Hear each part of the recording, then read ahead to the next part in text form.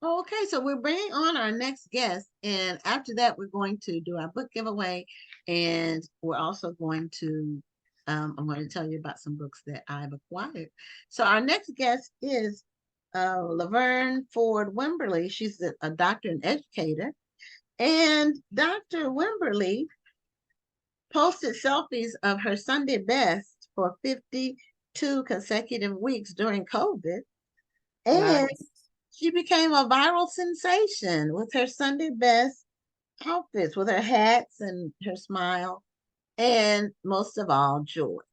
So, Dr. Wimberly, welcome to Black Authors Matter TV. Thank you. Appreciate the opportunity. We appreciate you joining us tonight. Thank you. Thank you. You're welcome. Now, what motivated you to start posting your Sunday best and then keep it going? Well, I didn't want to just sit at home and kind of be a slouch, because I figured if I did that for too many Sundays, I might never get back into church. But I also wanted to encourage myself as well as encourage the other members of Metropolitan Baptist Church that also were my friends on Facebook. And I just wanted to have something to keep the energy flowing and the motivation going. And how did people react to seeing all of your pictures? Well, the first time, in fact, that's why I continued for 52 Sundays, because the first Sunday that I did post and I wrote, I am ready for the word. I hope you are too. And I received so many favorable responses. I thought, well, the next Sunday I would do it again, but never did I think I was going to be doing it for 52 Sundays. So after I had done it for about maybe 5 weeks, just saying, I'm ready for the word, I hope you are too, I thought, well, this is getting serious. So I better add some inspirational messages onto just saying, I'm ready for the word. So it just kind of fell into place after that. So, when did it start to take off in terms of being shared more and going viral? At what point? Do you remember at what point?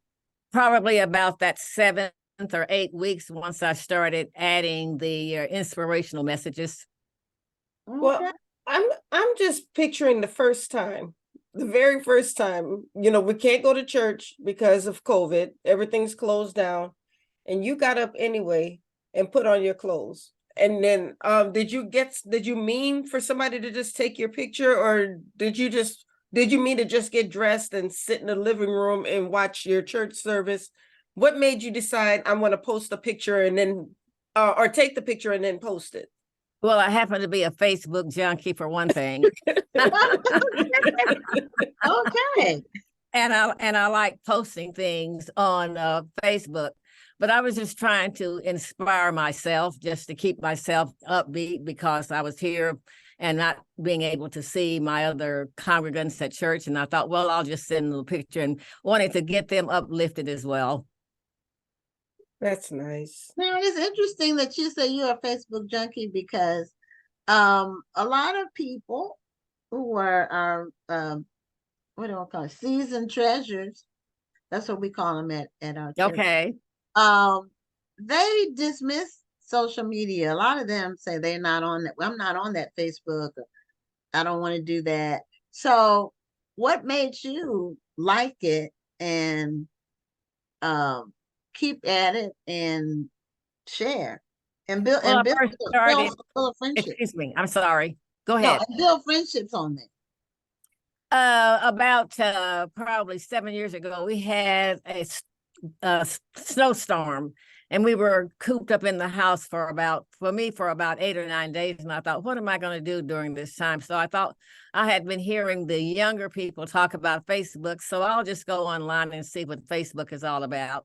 And I did. So I just started then going from there and acquired several friends, and we just kind of communicate back and forth. And I just think it's a way to stay in tune with your fellow Facebook friends and know what's going on. It's just a lot of fun in and out every day, seeing what's going on with them, and they can see what's going on with you. I really like it.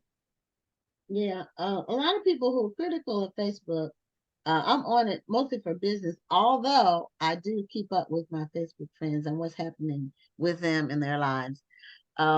a lot of people say, well, there's so much, so much crazy stuff and so much negativity. And what I tell them is it depends on who your friends are on Facebook. Absolutely. You get to decide who your friends are on Facebook This is and true. who You you don't have to follow. be, you don't have to be dramatic just because everybody else is dramatic. You can No. stay very peaceful in your own Facebook corner. And you can unfollow whoever you want. Yep. And they And don't they'll even never have to know know you unfollow. it. If they're posting things that you don't think are something you want to be exposed to, or they're not inspiring you or they're negative, you can always unfollow them. Absolutely. Yes. And So I'm you very have the careful and control. cautious. I'm very careful and cautious about what I put on anyway. And I'm sure most people are at this point, knowing that there are some crazies out there. But I just Absolutely. enjoy relating with my friends and just seeing what good times they're having and where they're going to eat and what their family is doing and those kinds of things. It's just a good way to stay connected.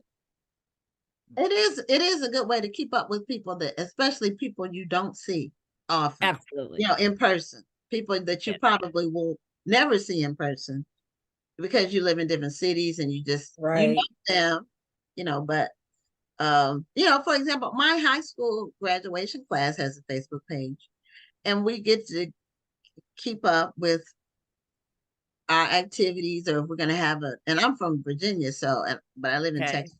So, and then we've lost several people this year. We've had a few deaths of our class, but we get to keep up with what's happening, with them. Mm-hmm. And I appreciate it. Now, you said people don't necessarily post crazy things, but there's a lot of people posting crazy stuff all over the place, all over, and on every platform. So it's just people can decide how they want to utilize social media and what Right. they want to get from it, gain from it. And you don't have to tell, people say, well, I don't want everybody knowing my business. Well, if you don't post it, Don't post your business and they well, won't know no. your business. They only know what you post. That's it. Don't post Well, they it don't certainly know. it certainly did serve me well when after the year was over, when a reporter from Tulsa's Kim Jackson Hilliard wanted to interview me by Zoom because I had posted for 52 Sundays. And over the years, when she had wanted to post me when I was working, I would always say no. But she said, well, it's going to be over Zoom. And since I had become accustomed to doing Zoom, I thought, well, okay. So it was on a Sunday that she interviewed me, and that Sunday evening about 10 o'clock, then it aired. And then that following Tuesday, Gail King picked it up on CBS Mornings. And from there, it just went wild. And then the Kathy Wow. Free with the Washington Post picked it up and had me on the front page on Easter Sunday of the Washington Post.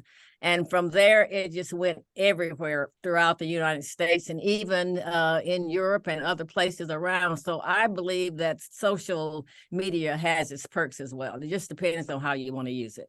Well, it certainly worked out for you, and this was something you were doing just for your own mental health, and you wanted to be able to encourage the people around Yes. you, and Right. it turned into something bigger. So as time went on, did you feel like you had to make this a priority? Okay, no, I can't do anything else. I didn't post my picture today. I have to post my picture. No, because see, I was accustomed to when we were growing up as children, we got our clothes ready on Saturday evening for church on Sunday. Yes. So I just knew I was going to get it out on Saturday. It was something I had been doing over time. So it was no big deal for me to do that. Yeah, I still do that. You're right. But I'm not a morning person. So when I get up, I just have just enough It time has to be out. do it. So I have to already know everything what I'm wearing, the shoes, the jewelry, everything. And but some people are morning people and they get up, like I have a good friend, she gets up at 4:30 every morning. I try. It doesn't work for me. Okay. But that is true. That was a tradition when I was a kid. We got everything Got ready. everything ready on Saturday and And hung it up on the door. yeah, Yes. everything. And Saturday was the day that you got your hair pressed If for those Yes, that they had that. those days. Yeah. I still feel the burn. You can still hear the sizzle. Oh, absolutely. And smell it too. Yeah, that's a really cultural specific thing. And someone who isn't from this culture won't even know what we're talking Probably not. about. But it's nice to reflect. It is. It And is. it's It nice is. that all three of us are different places, but we all, that's a tradition. That was what we did. Absolutely. So do you have your book with you? The Of book course. that made it all happen? My Sunday best. I love Pearls of it. wisdom, wit, grace, and style. That is wonderful. So those Thank are, you. oh, now you have a huge hat collection, I'm assuming. Yes, I do. And now my mother who's passed, she used to be a hat, but she was a first lady, so and Oh, loved hats. wonderful. She loved hats. And Mhm. she had a huge hat collection too. So now with your hats, how do you find them? Uh, did you have a specific hat store that you go to? Did you get them online? How do you Well, when I was working, I used to travel quite a bit going to conferences. And every time I would go to a city, then that would be one of the first things I do, go into that department store and look at the hats and then have them shipped home. And so I've just been collecting them over 40 years or so. Well, So that's hats how are I serious acquired so business. many. Yeah, and they're not Yes. cheap either. They're not. Now, I have a sorority sister who wears a hat to all of our conferences, to everywhere she goes. And she knows that she's going to be switching hats so much that she puts them in their own special box and ships them ahead of time. So they'll be at the Really? hotel before she gets there because she knows she can't really travel with all those hats. Right. Well, see, the only time I really will put a hat on will be on Sunday, so I never take any with me. Now, I do have some caps, but sorority caps that I take with me, but never any of the large hats or anything like that. Oh, okay. So you're in a sorority as well? I am. Which one? Oh, you want to guess, maybe? Oh, don't ask me to Ah, guess. Well, don't make do I? I don't know if you can see. okay, it's one of the divine men. Yes. Yeah, I don't know if you can see my letters behind me. Oh, yes, now I can. Okay. Well, Yes. I'm the pink and green girls, the Alpha Kappa Okay, Alpha sorority. okay. And where did you pledge? Where did you go to school? I didn't pledge in school because I went to the University of Tulsa, and that at that time we did not have a chapter. So I pledged our chapter here in Tulsa, the Alpha Chi Omega chapter. Okay, Okay. you did grad chapter. Yes, right, right. Okay, well, that's And a good people thing. now are really fascinated with my hats. I don't know if you were aware that I was on the Tamron Hall show back in March, just before the book was released. And she had seen some of my hats through TV and whatever. But anyway, she had a beautiful green hat made for me and gave Oh, it to me. I nice. did an interview with her on her show, and I'm very proud about that. That Oh, is so wow. sweet. It That is, is isn't sweet. it? Yes. Yeah, we've had her on the show. Yeah, Oh, she's okay. I think Yeah, we've interviewed her a couple of times. yeah, when Okay. her mystery came out. Right. And I think the sequel, her second installment is coming out soon for that.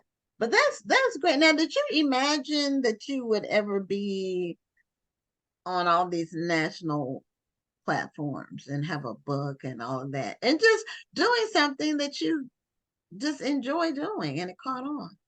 It was something It was positive. it was never in my wildest dream at all that I would even be considered to write a book. But then when I was contacted from the editor, Janet Talbert, to write the book, I thought, well, I don't have anything to write about. And she kind of convinced me that I did and gave me these 41 words and how I related them to my family. But then to have been interviewed with Anderson Cooper on CNN. And also, one of the favorite things that I really liked about the whole thing is I'm in love with Trevor Noah, the comedian. Oh, I love him too. And when he mentioned me on March the 15th and compared me to Queen Elizabeth, saying I could teach her a few things, that was just unreal. that was wild. I thought that was great. And then also another one that I like was Dan Rather. He used to be a CBS reporter, Mhm. and he mentioned me on Twitter and talked about my warm smile and everything. So just to be a small town young person from, well, not young for me, but as I'm still consider myself young, but anyway, to be a small town person in Tulsa and to be and get all that national attention was something I never would have dreamed of in my wildest. So I have enjoyed my 15 seconds of fame. And now to be on Black Authors Matter TV. So Combination of it all. Yes, it's full circle now. Hey, that's right. so Absolutely. I'm really happy that you got the exposure for doing something positive or Yes. just fun, just your lifestyle, just and something that can inspire other people. Not to want to be famous, but just to do things to not give up on style and being positive and Right. and parlaying wisdom to other people. Now we've had a couple of comments from the audience, and one person, Pamela Wade, said when we were talking about pressing hair, she said the Royal Crown hair grease. But we didn't use. My mother used Vaseline when Well, she. we had something called Hair Rep, HAIRREP, and we used hair. It had a little red top on the can. The can had a red top on it. We used bergamot, the big okay. blue jar. Yeah, the blue one Yes. in the glass jar. Yeah.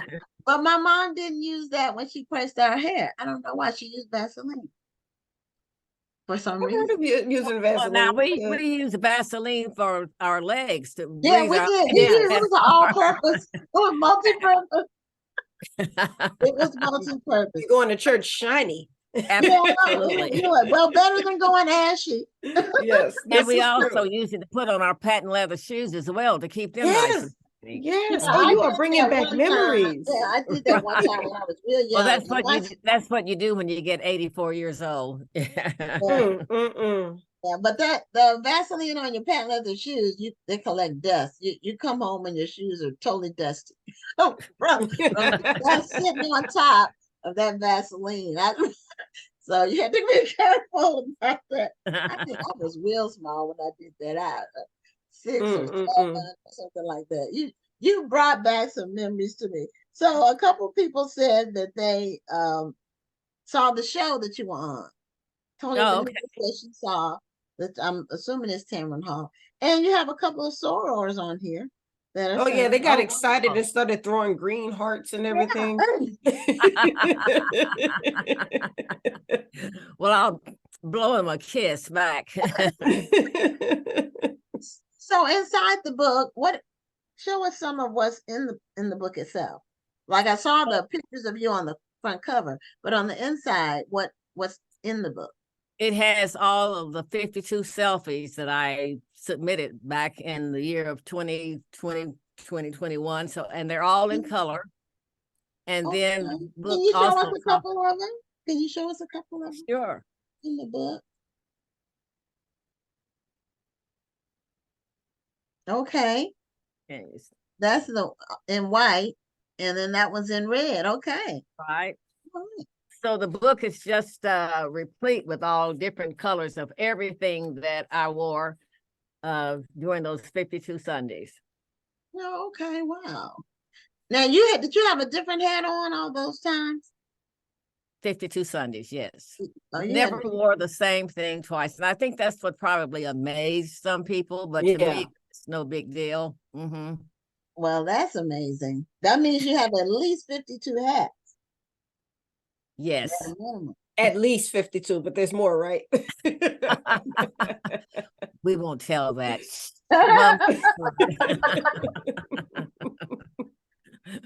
So, what do you want people to gain from reading your book and knowing about your story and your motivation? The motivation, of course, I had really about 7 things in mind. First of all, I wanted to glorify God and show others what a relationship with Him looks like. And I also wanted to honor my parents as well and strengthen the community of believers, and then kind of minimize some of the negativity that now exists in our world today. And then to share with those who are in spiritual darkness that having an intimate relationship with the Lord will enhance or enrich your life. Amen. And then give readers some sort of evidence that life is a journey full of adventure with countless ups and downs. But if you trust in the Lord, and if you have faith and are subjected to His word and all, then you can become resilient. And with faith, hope, positive attitude, and perseverance, you will survive. So I really want them to understand about how important it is to have faith and to have some connection and intimate relationship with the Lord. And in the book, it's related to 41 words that I mentioned, such as faith and perseverance, kindness, gentleness, and all. And then there are scriptural things to go along with that as well. And then I give some things about wisdom and some things that are funny and things about my life. And I'm from Tulsa, Oklahoma, and I'm very connected to the Black Wall Street district. That's where I grew up. So I give a little information about that as well. But Yes, I mainly, wanted I to just ask you want about people to that. know that no matter what we're going through, that we can persevere, but we have to stay connected to God and also with those who are connected in the same way with the Lord, and they will survive. And we managed to survive during the pandemic. We're still here. So someone had to help us do that. So it had to be, in my opinion, it had to be the Lord. So I want them to be cognizant of that fact. Well, Well, that there were actually 2 questions I wanted to ask on that. The first one, have you met people who saw you on social media or may have read the book, and everything that you just said, they said that they were actually inspired. So what was your message landing with them? Absolutely. In fact, there was a couple out of New York that sent me $50. They were so inspired Wow. by the message, and I just thought how wonderful that really is and really was at the time. And just a week or so ago, I was on, and it's not a plug at all for Amazon, but I was going to buy something on Amazon. So I thought, well, let me just Google my book and see what happens. And then there was a woman who was a verified purchaser on September the 16th, wrote the most beautiful review that I have ever seen about a book. And so it must have really inspired her as well. And I was encouraged that she was inspired to the point that she wrote this extensive review of the book. Oh, that's So beautiful. go on Amazon and look for the one written by someone with the initials BRE, Bree, on September the 16th, 2023. Isn't it you have awesome a when good you can memory inspire too. people that you've never seen, never met? Right. Yeah.